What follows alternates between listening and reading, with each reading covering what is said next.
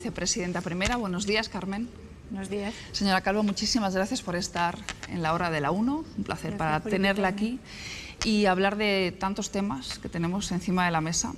Llevamos toda la mañana hablando, por ejemplo, de la inhabilitación del presidente Quim Torra.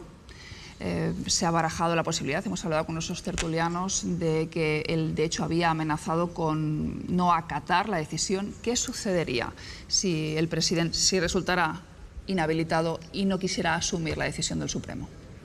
Bueno, no adelantemos acontecimientos para que todo esto no sea un espectáculo que a nadie conviene. En este país ha quedado desgraciadamente demostrado en los últimos años que el Estado de Derecho es un Estado riguroso, que todos estamos debajo de la ley y que todos la tenemos que cumplir. Desgraciadamente esto lo hemos tenido que vivir. Así que no adelantemos acontecimientos, esperemos a que el Tribunal Supremo se pronuncie y a partir de ahí yo creo que todos, absolutamente todos, cargos públicos, ciudadanos, instituciones, sabemos perfectamente que nuestro lugar es el cumplimiento de las normas. No quiere adelantar acontecimientos, lo entiendo, pero ¿usted cree que un Torra inhabilitado se podría sentar en la mesa de diálogo? Mire, la mesa de diálogo que este gobierno practica con convicción, siempre hemos dicho, este y el anterior gobierno que formaba solo el Partido Socialista, siempre hemos dicho que la situación de Cataluña, lo que hemos vivido en Cataluña, que ha sido un intento de ruptura de nuestro orden constitucional y que ha tenido una respuesta muy contundente de la democracia española, y que hemos heredado y que heredó el gobierno socialista anterior y que en este momento también heredamos como gobierno de coalición, no puede volver a repetirse. Que la única salida es la política y la capacidad de encontrar acuerdos en el marco de nuestra Constitución. Que el adversario político, por muy diferente que sea en los planteamientos que sostiene, tiene que ser reconocible, porque están allí, porque los ciudadanos los votan. Como esa es la única salida posible, nosotros creemos que hay que continuar en esa mesa. Y en esa mesa, que se formó con la presencia de los dos presidentes, del presidente del Gobierno de España y del presidente de Cataluña, en esa condición solo se podrá sentar quien lo sea y no esté inhabilitado. Esto es de carácter muy elemental. Voces conocedoras, por decirlo de alguna manera, de esa mesa de diálogo, del funcionamiento, de los planteamientos, nos dicen que Torra ha estado bloqueando el hecho de que esa mesa de diálogo se pudiera producir esta semana. Hablábamos de fechas de esta semana. ¿Es así? Vamos a ver, esa mesa tiene una historia y es la propuesta de Esquerra Republicana. A veces la historia te explica casi todo lo que ocurre después, ¿no? Surge iniciativa de Esquerra Republicana en relación al Partido Socialista y al PSC.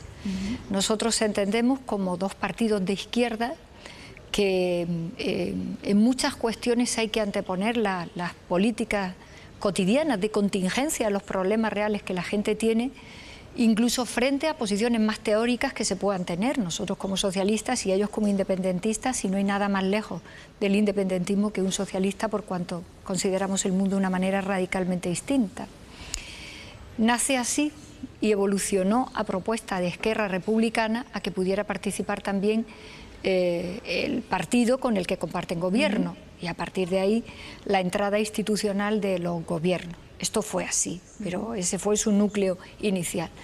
Nosotros siempre, salvo en el estado de alarma y teniendo todas nuestras energías puestas en la pandemia, dijimos que no era el momento de reunirse, pero a partir de ahí siempre dijimos cuando sea, cuando haya agenda. Hemos estado esperando esa agenda. ¿Y Esquerra estaba dispuesta? ¿Seguía dispuesta? Esquerra constantemente también estaba dispuesta. No nos hemos sentado ya y por nosotros no ha sido. Nos vamos a sentar en cuanto que tengan hueco los dos partidos de ese gobierno, porque por nuestra parte no ha habido nunca problema.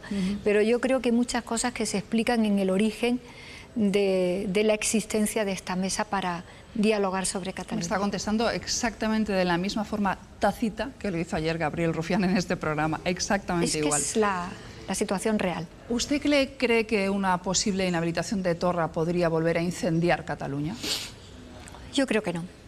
La sociedad catalana está sufriendo, como el resto de España, no solamente la pandemia, que es lo peor, y sobre todo las muertes, es lo peor, sino también la crisis que todo esto ha provocado. Mire, Cataluña es la comunidad autónoma de nuestro país que ha ido a más ERTEs desde el principio, lo que significa que la economía catalana se está resintiendo. Y yo creo que al final, cuando uno se levanta y se acuesta atravesando esta pandemia y cuando tiene problemas de si va a volver a su trabajo, de si está en un ERTE, y lo que es el día a día de las vidas, eso no se resuelve con teorías ni con posicionamientos ideológicos ni políticos, se resuelve con respuestas muy concretas. Y Cataluña está en eso, la sociedad catalana está en eso, seguramente temerosa y en muchas cosas cansada. El independentismo ha provocado en Cataluña una cierta sensación también de fiasco, de mentira, de que algo iba a ocurrir pero no ocurre, porque no puede ocurrir en una democracia lo que pretende el independentismo tal como lo ha pretendido. Y yo creo que por eso es hora de que en esa mesa hablemos de los temas reales que le afectan a Cataluña, porque estamos hablando de cerca de 8 millones de españoles que son los catalanes y que para el Gobierno de España son una preocupación y una responsabilidad muy importante. Hablemos de los presupuestos. Sabemos que usted y el señor Iglesias han iniciado una ronda de reuniones para hablar con todos los partidos, que hablarán con todos los partidos menos con Vox, o sea, que no buscarán apoyos en Vox, que ni lo intentarán. Pero ¿usted con quién ve más factible ese pacto de los presupuestos? ¿Con Ciudadanos o con Esquerra? Son dos cosas distintas. Yo me reúno como ministra de Relaciones con las Cortes con todos los grupos parlamentarios, menos con Vox, porque Vox se ha declarado literalmente en rebeldía. En fin, las imputaciones que le hace a este gobierno son impropias de una democracia, pero propias del fascismo organizado que representa Vox, tristemente para nuestro país. No hace más de unos días han parangonado la dictadura con la democracia, prácticamente eligiendo el franquismo frente a lo que representa más de 40 años de democracia. Ahí hay muy poco que hablar. Yo me reúno con todos los grupos parlamentarios, es mi obligación y lo hago muy gustosa, porque después de la situación que hemos vivido al inicio de esta legislatura, hay que ordenar el trabajo parlamentario por parte del Gobierno y esa es mi tarea. Es verdad que se cruza este periodo en el que estamos ya en los prolegómenos de los presupuestos y es lógico que hable también de presupuestos. Ayer hablé toda la tarde con Esquerra, con Junts, con BNG, con Compromís, con Más País. Ayer hablé con muchos líderes políticos de todo, absolutamente de todo, compartir un diagnóstico de cómo vemos la situación política y la situación social de nuestro país y también de los presupuestos. Ese es mi trabajo. Ahora, cuando salga de aquí, me iré a reunirme con Ciudadanos. ¿Con quién ve más factible? Mire, esta situación que es tan absolutamente excepcional nos obliga a ordenar la jerarquía de lo que es importante. Es importante tener presupuesto. Uno. Es importante el contenido de los presupuestos. Hablamos muy poco del contenido. Nosotros como Gobierno somos conscientes de que necesitamos unos presupuestos que acudan de manera solidaria, inclusiva, social y responsable a la crisis que estamos viviendo. 3. ¿Con quién? Pero es por este orden. 3. ¿Con quién? De acuerdo. La principal obligación de un Gobierno como el nuestro en este momento es garantizarle a este país estabilidad, gobernabilidad y seguridad de las respuestas que tenemos que dar. Eso se hace con muchas cosas, pero se tiene que hacer con unas nuevas cuentas públicas. Así que esa es la jerarquía del orden que tenemos aquí que garantizar como Gobierno y es lo que vamos a hacer. Y si me permite, le diré también algo que a mí particularmente me produce, en fin, una cierta sorpresa, no sé si es la edad ya, ¿no? Las urnas nos han dado las proporciones.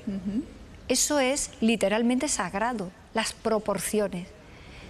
¿Qué peso tiene cada quien? Porque nos lo han entregado los ciudadanos. ¿Quién tiene tantos escaños y tantos y tantos y tantos? ¿Quién tiene 1, quién tiene 7, quién tiene 20, quién tiene 40 y quién tiene 100? Da igual. Eso hay que respetarlo. Eso hay que respetarlo y mucho. Porque eso es lo que han dicho los ciudadanos. Que esto pese tanto y que esto pese tanto. Y yo observo en una parte del debate político en nuestro país que diera igual casi todo eso, que da igual, que importa mucho más, no sé, quien tiene más peso mediático o de ruido y quién está sosteniendo un peso importante de millones de votos detrás de sí. Y esa es la verdadera democracia. Y eso tiene que pesar también mucho en lo que tengamos que hacer en todos los órdenes, no solo desde el punto de vista de las cuentas públicas, sino también desde el punto de vista de las decisiones que se tengan que tomar. Volvemos a los presupuestos. No me ha dicho con quién, pero bueno, entendemos que porque le he dicho que la prioridad del gobierno es esta. Ese es el tercer punto, el con quién. Antes me ha dicho que es el qué. El borrador de los presupuestos, ayer escuchábamos a la ministra de Hacienda que tiene ya el 80%. Ese borrador no lo hemos visto. Hemos hablado hace un momento con el diputado, con el señor Matute, y le decíamos, ¿usted ha visto el borrador? Porque tenemos ganas de saber, y él ha dicho, a mí también me gustaría. Sí. Bueno, ¿cuándo se podrá saber? Yo comprendo que vivimos en unos tiempos donde todo tiene que ser rápido ya y de ayer, ni siquiera de mañana, de ayer. No nos damos tiempos para nada. No escucho nunca a nadie en este país decir, no lo sé, me lo tengo que pensar, déjame que lo piense. Estaría bien, estaría bien. Esta rapidez de las cosas al final es un poco también inquietante y no conduce absolutamente a nada. La ministra de Hacienda tiene que hacer unos presupuestos nuevos de punta a cabo, porque los que tenemos prorrogados del 18 no sirven para nada. Luego tiene una tarea que afrontó desde el mes de julio tremenda. No se trata de unos presupuestos de un gobierno que tienes que tocar algunas cuestiones y que prácticamente entran de relevo unos con otros. Primer año de legislatura, presupuestos prorrogados de otro partido que es nuestro adversario natural en buena lid democrática, con una situación de crisis como esta y con unos fondos que van a venir de Europa para los que no necesitamos, evidentemente, presupuestos, pero los presupuestos ayudarán mucho a las sinergias de esos recursos. Por lo tanto, el Ministerio de Hacienda está a toda máquina, pero ha estado a toda máquina todo el verano. Pero, vicepresidenta, estamos en los plazos de tiempo, y como le decía yo a usted antes, pues hay demasiada gente moviéndose en las superficies. Y aquí lo importante es cuando la ministra dé el paso de colocar el borrador en lo alto. Y después se tendrá que pronunciar todo el mundo en relación a cuáles son las prioridades sociales de unos presupuestos que queremos que sean para este país, al margen incluso de las definiciones ideológicas. Pues esto que les decía, algunos andan en el debate previo de las cosas y por eso yo decía, primero presupuesto, segundo, sus contenidos. Esto es muy interesante. No hace falta definiciones a priorísticas. ¿Quién está dispuesto a decir que nos vamos a gastar tanto en fomento del trabajo? Pero, vicepresidenta, usted entienda, la prisa no la tenemos los medios. La prisa la deben tener ustedes porque si no tienen tenemos que una fecha que es el 15 de octubre. El presidente se comprometió junto con el presidente Conte.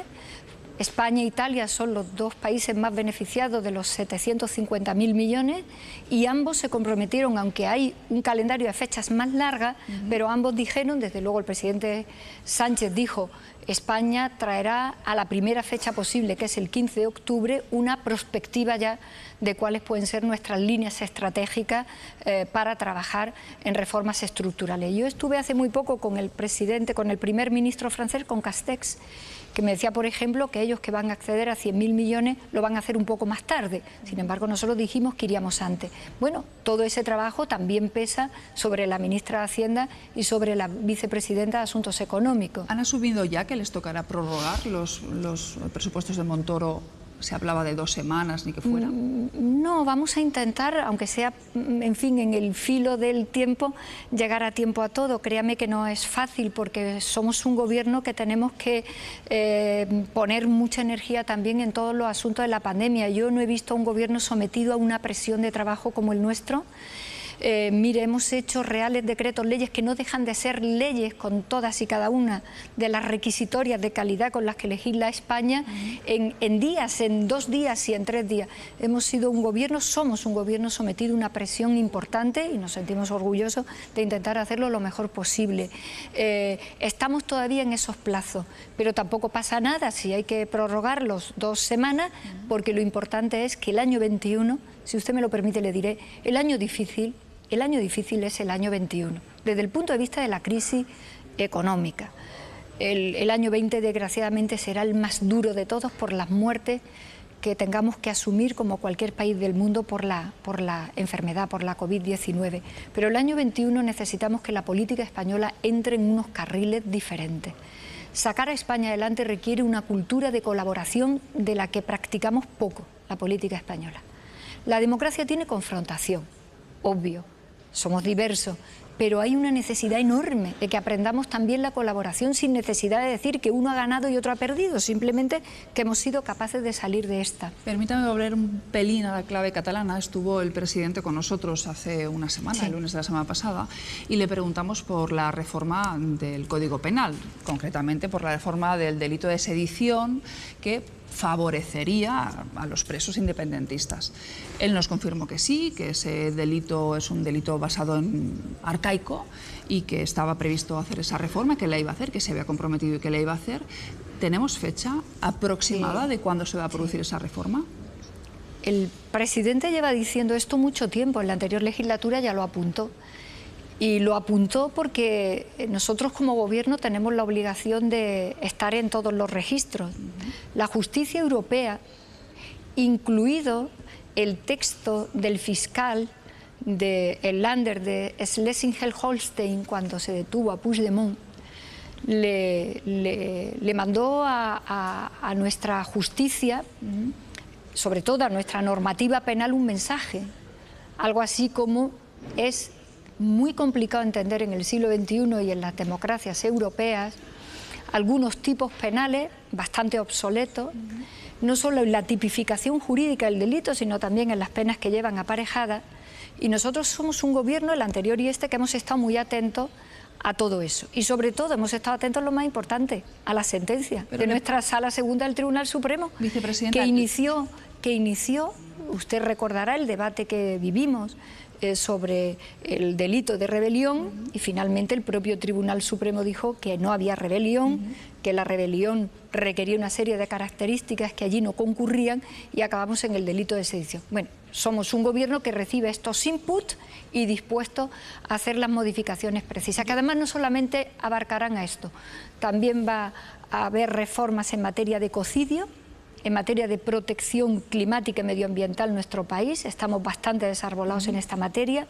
Va a haber alguna cuestión relativa también a la protección de los animales, alguna cuestión que está en sinergia con la ley del Ministerio de Igualdad en relación a la protección de la seguridad, a la libertad sexual de las mujeres, es decir, una reforma que va a abarcar algunas cosas urgentes. Pero permítame insistir en la fecha de la reforma del Código Penal. Está el Ministerio de Justicia. ¿Estaría antes de la votación de los presupuestos?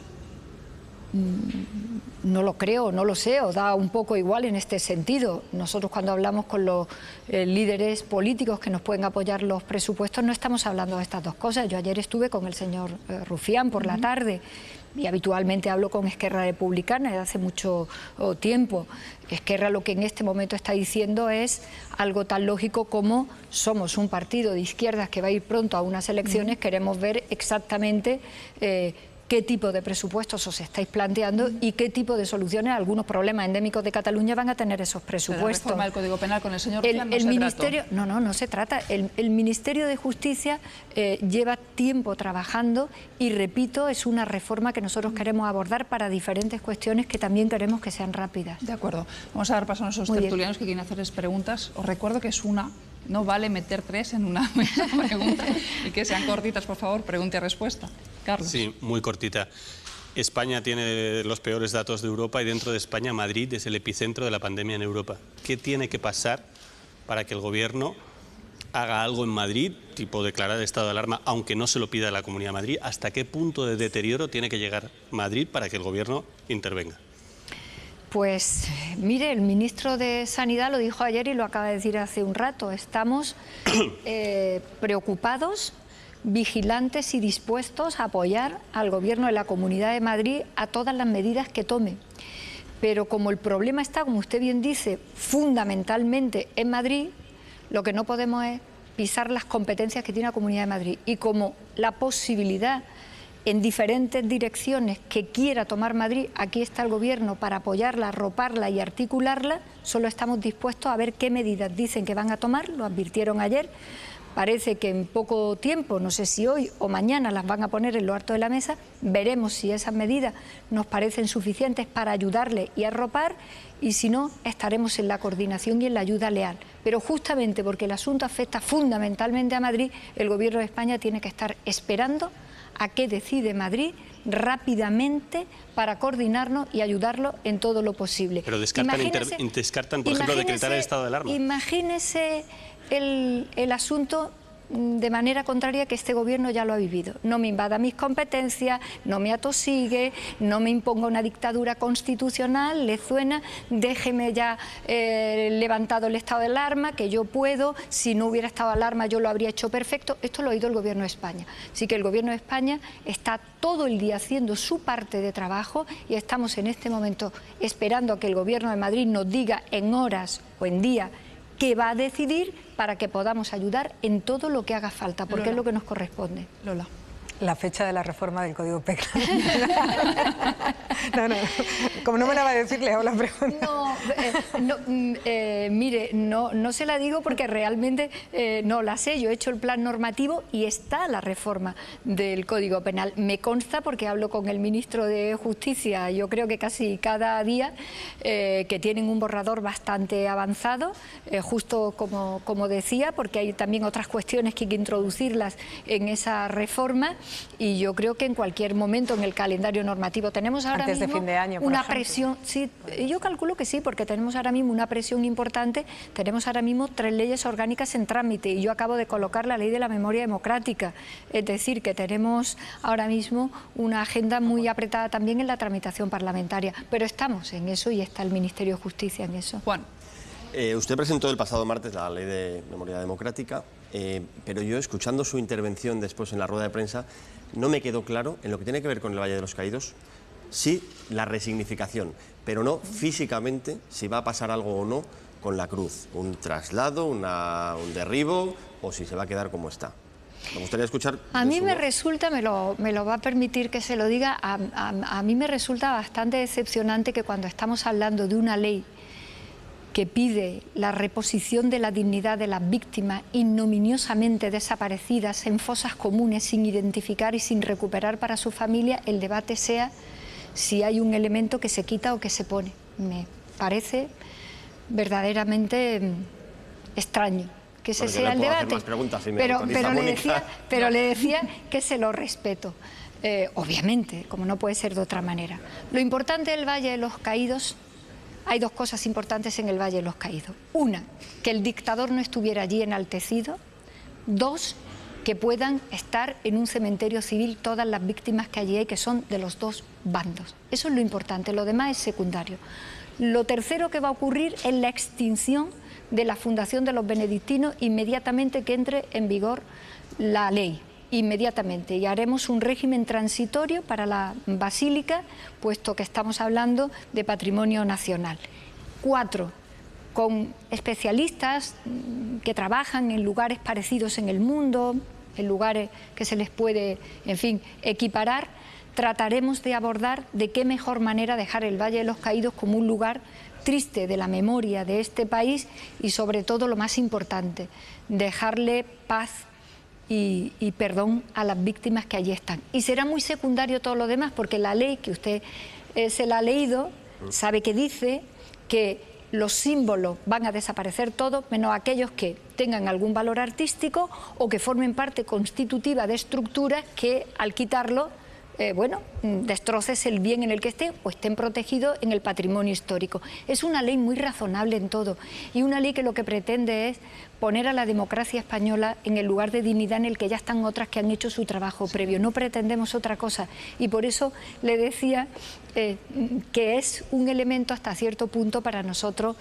secundario en relación de lo que nos resulta importante, que es el respeto a aquellas víctimas. Nos queda una pregunta rapidísima. Pues es sobre también la ley de memoria democrática. Han surgido dudas sobre si supone una enmienda a la ley de amnistía y en qué medida se pueden perseguir los crímenes del franquismo y si va a ser, por ejemplo, delito la exaltación del franquismo, porque me imagino que también habrá que modificar a lo mejor el Código Penal para incorporar aspectos de esta ley, ¿no? Sí, es una ley que va a obligar a modificación de otras normas encadenadas.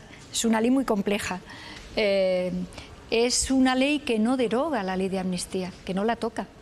La creación de la Fiscalía de Sala nos va a permitir la investigación de la verdad de todos los acontecimientos que ocurren en torno a la represión, a la dictadura y al golpe de Estado contra la España democrática y constitucional, pero no deroga la ley de amnistía, no abre ese espacio, pero sí la investigación de la verdad a través de la Fiscalía de Sala en el Tribunal Supremo. ¿Y será delito la exaltación del franquismo?